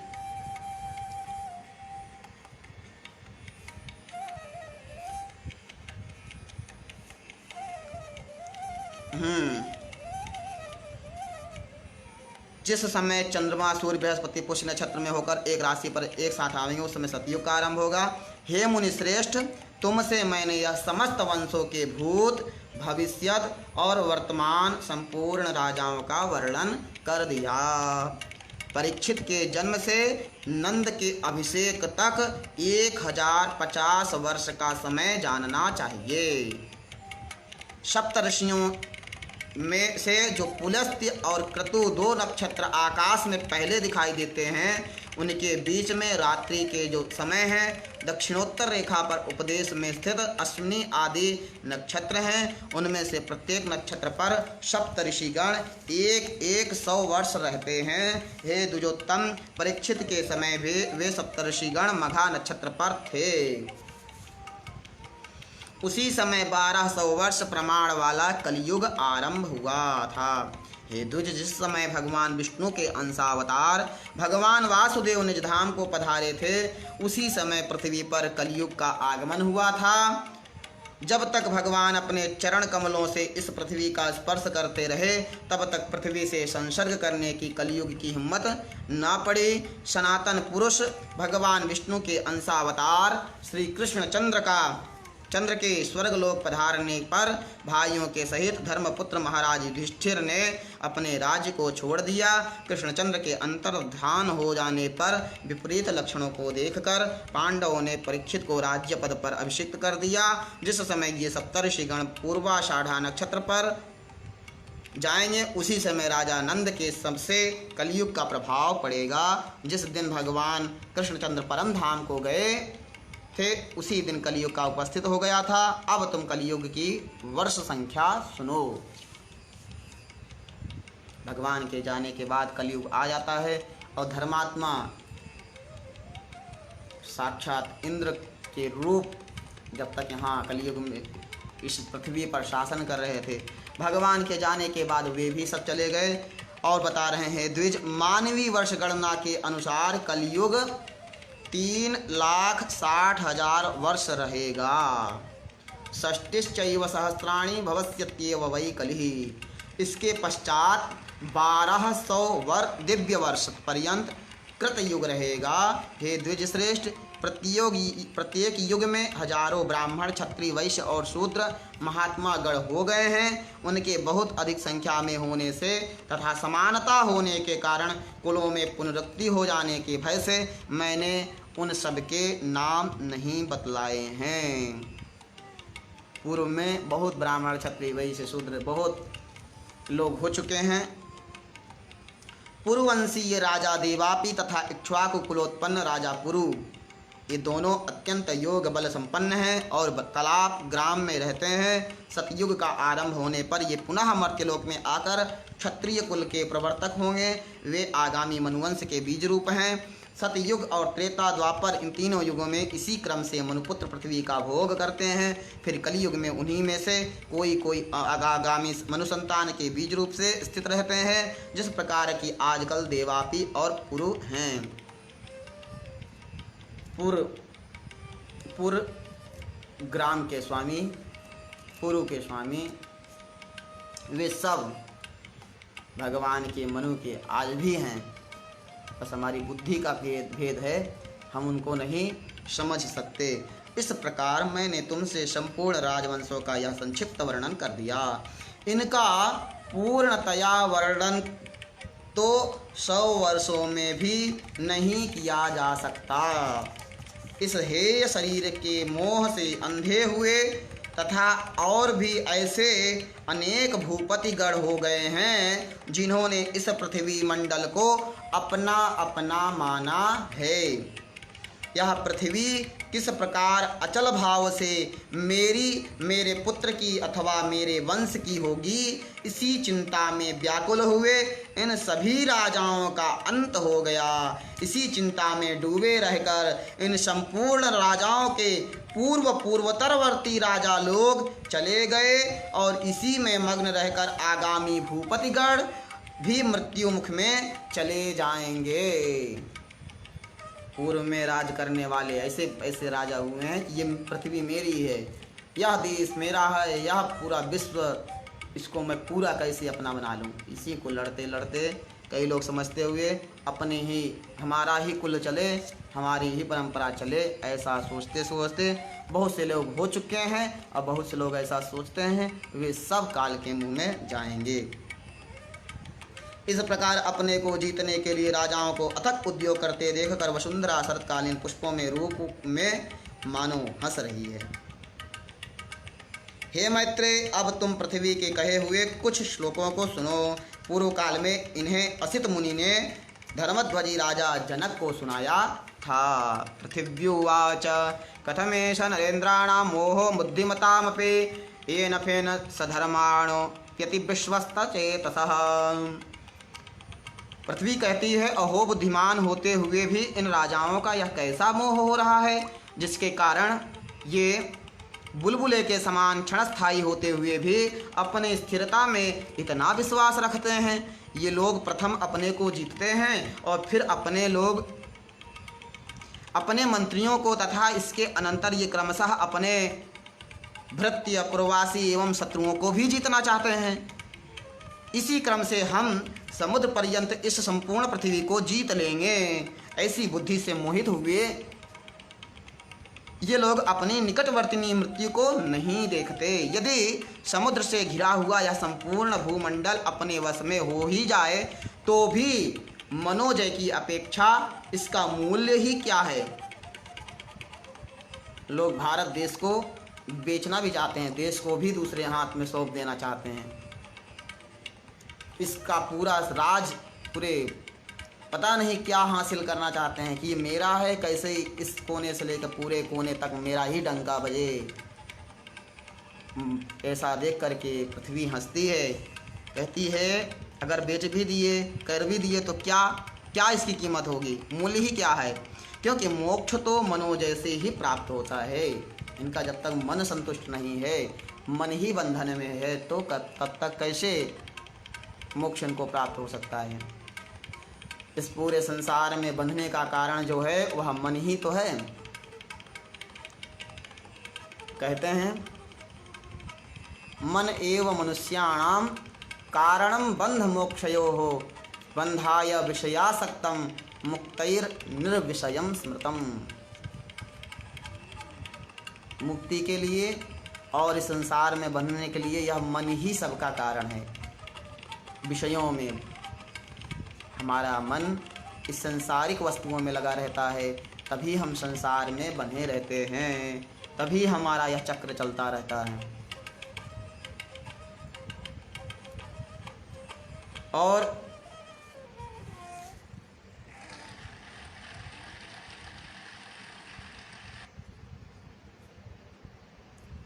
जिसको शास्त्र भी अंधे के लिए नहीं है, जिसके पास प्रज्ञा है, विवेक है, बुद्धि है, शास्त्र उसी के लिए है। कहते हैं यस्य नास्ति स्वयं प्रज्ञा शास्त्रम तस्य करोति किम, लोचनाभ्याम विहीनस्य दर्पणः किम करिष्यति। अर्थात जिनके पास आँखें नहीं हैं देखने के लिए, उसके लिए दर्पण शीशा की क्या आवश्यकता। और ऐसे ही प्रज्ञावान के लिए, बुद्धिमानों के लिए ही शास्त्र हैं। शास्त्र वचन सबको समझ में नहीं आता, उनके मूर्खों के लिए शास्त्र नहीं है। जो समझने का प्रयास ही न करे, श्रद्धा न रखे, जो शास्त्र कहते हैं विप्रधेनु सुर संत, इन पर जिनकी श्रद्धा ही न हो, इनको गलत बोलने वाले, वह मूर्ख। वे मूर्ख के लिए शास्त्र नहीं है। पृथ्वी हंस रही है कि ऐसे लोग मोहित हो जाते हैं। वे राजा लोग अपनी निकटवर्ती मृत्यु को भी नहीं देखते। यदि समुद्र में घिरा हुआ यह संपूर्ण भूमंडल भी अपने वश में हो जाए तो भी इसका मूल्य ही क्या है, क्योंकि मोक्ष तो मनोजय से होता है, प्राप्त होता है, जिसे छोड़कर इनके पूर्वज चले गए तथा जिसे अपने साथ लेकर इनके पिता भी नहीं गए, उसी मुझको अत्यंत मूर्खता के कारण ये राजा लोग जीतना चाहते हैं। पृथ्वी ममेयं सकला ममैषा मदन्वयस्यापि च शाश्वतीयम् यो यो मृतो यत्र बभूव राजा कुबुद्धिरासीदिति तस्य तस्य। अर्थात जिनका चित्त ममतामय है, उन पिता, पुत्र और भाइयों में अत्यंत मोह के कारण मेरे ही लिए परस्पर कलह होता है। पृथ्वी कह रही है, इस पृथ्वी के लिए ही, जिन ममता में, जिन पिता, पुत्र और भाइयों में अत्यंत मोह के कारण ही, मोह होने के कारण ही मेरे में, इस पृथ्वी में लोग बंटवारा करने लगते हैं, कलह होता है। जो जो राजा लोग यहाँ हो चुके हैं, उन सभी को की ऐसी बुद्धि रही है कि यह संपूर्ण पृथ्वी मेरी ही है और मेरे पीछे यह सदा मेरी संतान की ही रहेगी। इस प्रकार मेरे में ममता करने वाले एक राजा को मुझे छोड़कर पृथ्वी के मुख में जाते हुए देखकर भी न जाने कैसे उसका उत्तराधिकारी अपने हृदय में मेरे लिए ममता को स्थान देता है। पृथ्वी ममैषा सुपरित्यजैनां वदन्ते दूतमुखस्वशात्रून् नाराधिपास्तेषु ममातिहासः पुनश्च मूढ़े सुदयाभ्युपैति। अर्थात जो राजा लोग दूतों के द्वारा अपने शत्रुओं से इस प्रकार कहलाते हैं कि यह पृथ्वी मेरी है, ऐसा तुम लोग उसे तुरंत छोड़कर चले जाओ, उन पर मुझे बड़ी हंसी आती है और फिर उन मूढ़ों पर मुझे दया भी आ जाती है। श्री पराशर जी बोले, हे मैत्रेय, पृथ्वी के कहे हुए इन श्लोकों को जो पुरुष सुनेगा उसकी ममता उसी प्रकार लीन हो जाएगी जैसे सूर्य के तपते समय बर्फ पिघल जाता है। आइए हम लोग भी इस श्लोक को एक बार पुनरावृत्ति सुन लेते हैं। अर्थ तो सुन लिया। राजा के लोगों के ऊपर, उन मूर्ख राजाओं के ऊपर हंसती है, उनको मूर्ख कह रही है, मूढ़ कह रही है पृथ्वी की। इन लोगों पर हंसी भी आती है और दया भी आती है। उनके पूर्ववर्ती राजा लोग चले गए और फिर उत्तराधिकारी चुन के चले जाते हैं, और ये वे उत्तराधिकारी बैठे हुए वे भी ये नहीं देख रहे हैं, जा रहे हैं, वे जान रहे हैं कि हमको भी जाना है, फिर भी उसको जीतना चाहते हैं और ये इतना कहते हैं कि यह पृथ्वी मेरी है, तुम लोग इसे तुरंत छोड़कर चले जाओ, ऐसा जो कहते हैं। आइए इस श्लोक को सुनते हैं। पृथिव्युवाच कथमेष नरेन्द्राणां मोहो बुद्धिमतामपि येन फेन सधर्माणोऽप्यति विश्वस्तचेतसः पूर्वमात्मजयं कृत्वा जेतुमिच्छन्ति मन्त्रिणः ततो वृत्त्याश्च पौराश्च जिगीषन्ते तथा रिपून् क्रमेणानेन जेष्यामो वयं पृथिवीं ससागराम् इत्याशक्तधियो मृत्युं न पश्यन्त्यविदूर्गम् समुद्रावरणं याति भूमण्डलमथो वशं कियद्दात्मजयस्यैतन् मुक्तिरात्मजये फलम् उत्सृज्य पूर्वजा याता यां नादाय गतः पिता तां मामति ममूढत्वात् जेतुमिच्छन्ति पार्थिवाः मत्कृते पितृपुत्राणां भरातॄणां चापि विग्रह जायतेऽन्त्य मोहेन ममत्वात् धृतचेतसाम् पृथ्वी ममेयं सकला ममैषा मदन्वयस्यापि च शाश्वतीयं यो यो मृतो यत्र बभूव राजा कुबुद्धिरासीदिति तस्य दृष्ट्वा ममत्वात् धृतचित्तमेकं विहाय मां मृत्युवशं व्रजन्तं तस्यानुयस्तस्य कथं ममत्वं यद्यास्पदं मत्प्रभवं करोति पृथ्वी ममैषा सुपरित्यजैनां वदन्ति ये दूतमुखस्वशत्रून् नराधिपास्ते सुममातिहासः पुनश्च मूढे सुदयाभ्युपैति। इस श्लोक को सुनने इन श्लोकों को जो पुरुष सुनेगा उसकी ममता इसी प्रकार लीन हो जाएगी जैसे सूर्य के तपते समस्त समय बर्फ पिघल जाता है। इस प्रकार मैंने तुमसे भली प्रकार मनु के वंश का वर्णन कर दिया। इस वंश के राजागण स्थित कारक भगवान विष्णु के अंश हैं। विष्णु के अंश हैं, अंश थे। जो पुरुष इस मनुवंश का क्रमशः श्रवण करता है उस शुद्धात्मा के संपूर्ण पाप नष्ट हो जाते हैं। धनधान्यर्धि मतुलां प्राप्नोत्यव्याहतेन्द्रियः सुत्वैवमखिलं वंशं प्रशस्तं शशि सूर्ययोः। जो मनुष्य जितेंद्रिय होकर सूर्य और चंद्रमा के इन प्रशंसनीय वंशों का संपूर्ण वर्णन सुनता है वह अतुलित धन धान्य और संपत्ति प्राप्त करता है। महाबलवान महावीरशाली अनंत धन संचय करने वाले तथा परम निष्ठावान इक्ष्वाकु जहनु मानधाता सगर अवीक्षित रघुवंशीय राजागण तथा नहुस और ययाति आदि के चरित्रों को सुनकर जिन्हें कि काल ने आज कथा मात्र ही शेष रखा है प्रज्ञावान मनुष्य पुत्र स्त्री ग्रह क्षेत्र और धन आदि में ममता ना करे। इन सब चरित्रों का सुनने के बाद बड़े बड़े राजा हुए, तब चले गए। ममत्व हो जाना, आसक्ति हो जाना। ममता तो लोग प्राणी मात्र में करते हैं। ममता माँ ही करती है। मोह प्रेम, जो प्रेम है जीव मात्र पे लोग करते हैं, या मनुष्य भी ऐसा है कि प्राणी मात्र पर प्रेम करता है क्योंकि वह मनुष्य है, मनुष्य उत्पन्न है। और जीवों पर दया करना सभी को चाहिए, उन पर ममत्व नहीं रखना चाहिए। लोग कुत्ते के ऊपर ममत्व ला देते हैं। जो माता का मातृवत्सल अपने पुत्र पर होता है वही लोग कुत्ते के ऊपर ला देते हैं, तो वह उन पे आसक्ति होने के वजह से वे कुत्ता ही होते हैं। अंतिम समय हाय मेरा कुत्ता कहते हैं तो कुत्ता ही बन जाते हैं। जैसे आसक्ति आप लोगों ने पूर्व में सुना, भरत जी हुए और भरत जी का हिरण के बच्चे में आसक्ति हो गया था, तो आप लोगों ने सुन लिया है, भरत से जड़ भरत।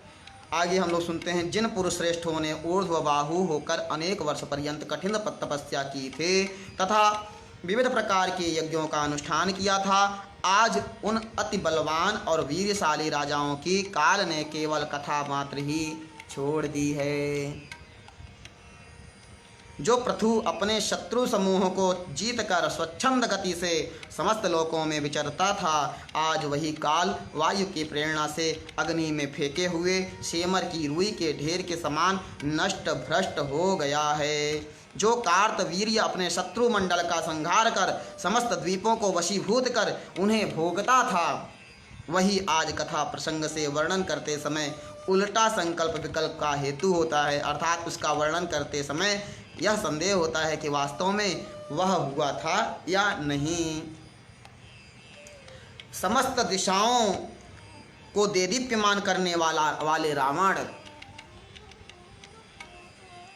अविक्षित और रामचंद्र आदि के क्षणभंगुर ऐश्वर्य को धिक्कार है, अन्यथा काल के क्षणिक कटाक्षपात के कारण आज उसका भस्म मात्र भी क्यों नहीं बच सका।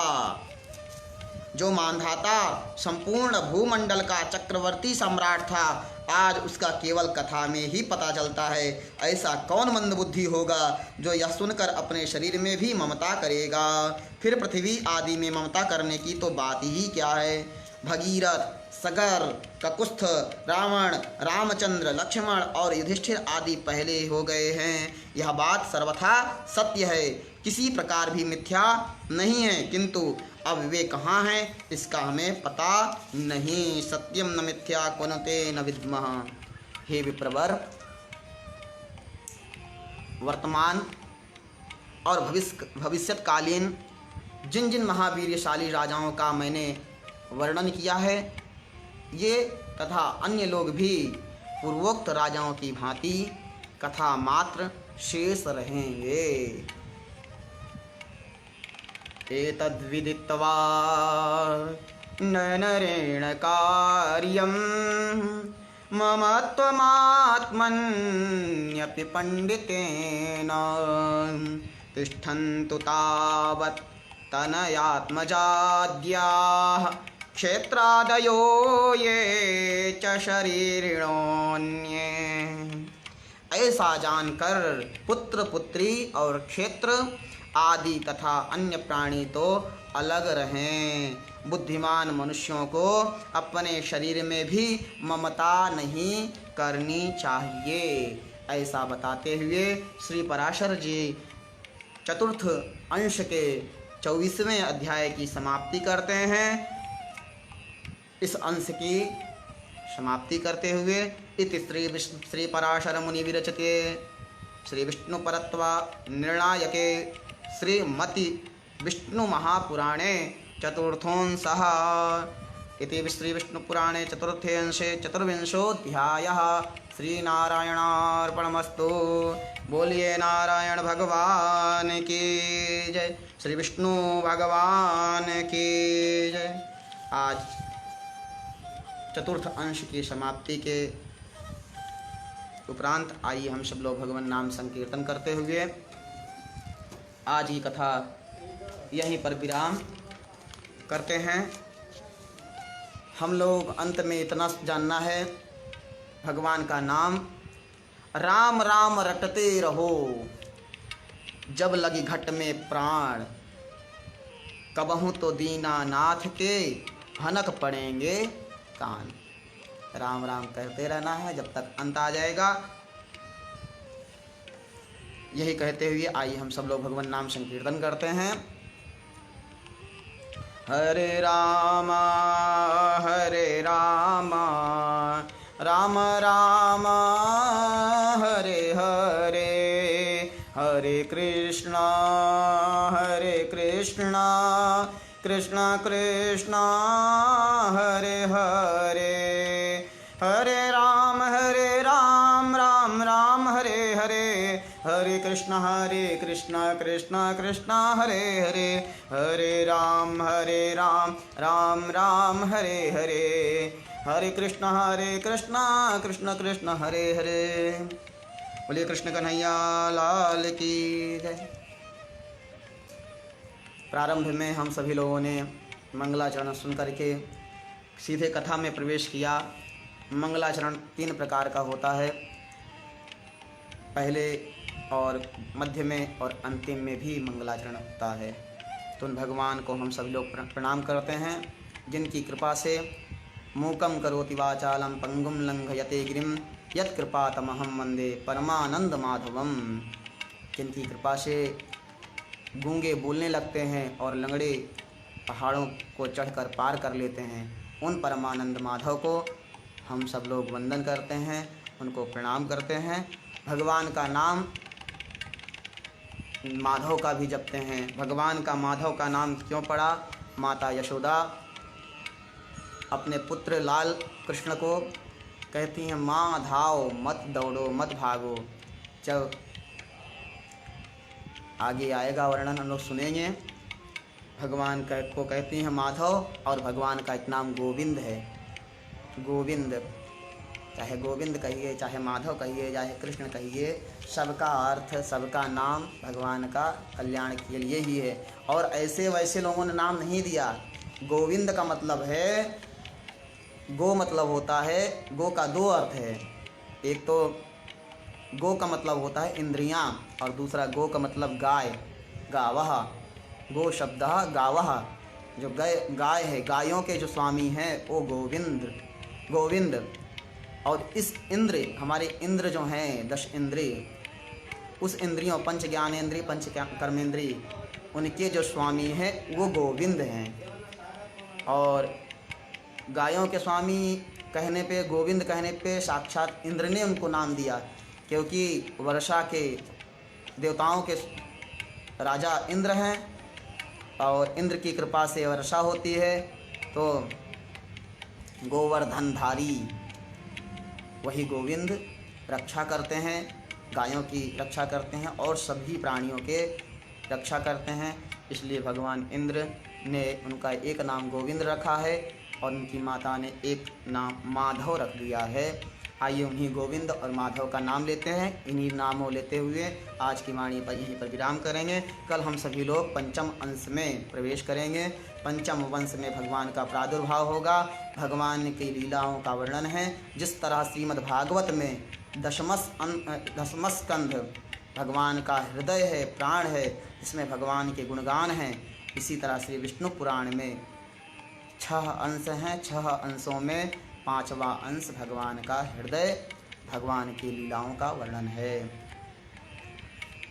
राधे कृष्ण गोविंद गोपाल राधे माधवा, राधे कृष्ण गोविंद गोपाल राधे माधवा, राधे कृष्ण गोविंद गोपाल राधे माधवा, गोपाल राधे माधवा गोविंद राधे माधवा, राधे कृष्ण गोविंद गोपाल राधे माधवा, राधे कृष्ण गोविंद गोपाल राधे माधवा, गोविंद राधे माधवा गोपाल राधे माधवा, राधे कृष्ण गोविंद गोपाल राधे माधवा।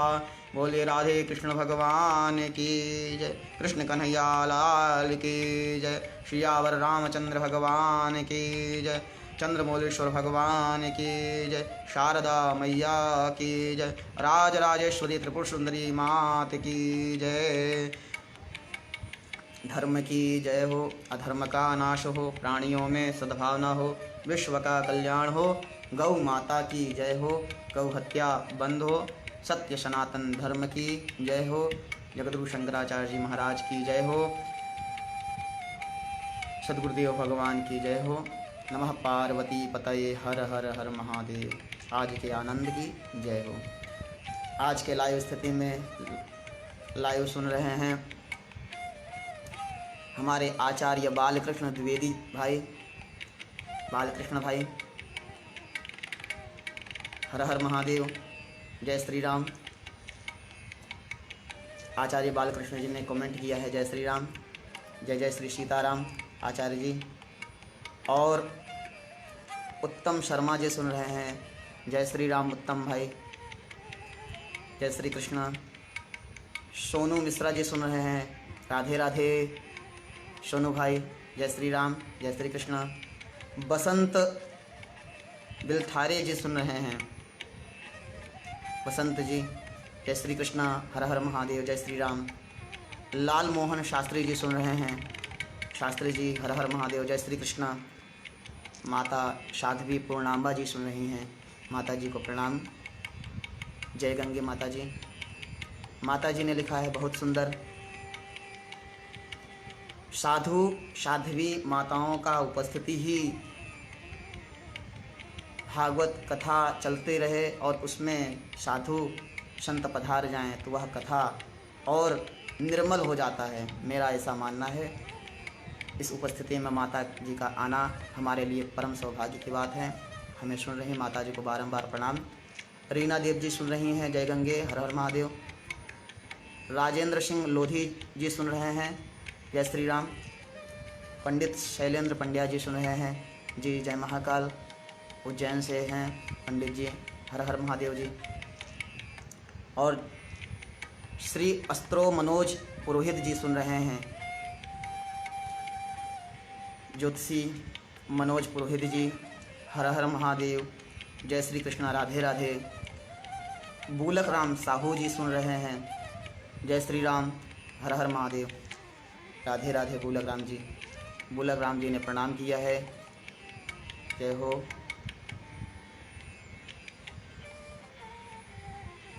और सभी लोगों को जय श्री कृष्णा, जय द्वारकाधीश, हर हर महादेव। फिर कल उपस्थित होते हैं पंचम अंश से विष्णु पुराण का। आज यहाँ चतुर्थ अंश पूर्ण हुआ और हम लोगों ने राजाओं के वंशों का नाम सुना। किसी प्रकार की त्रुटि रह गई हो बोलने में तो आप लोग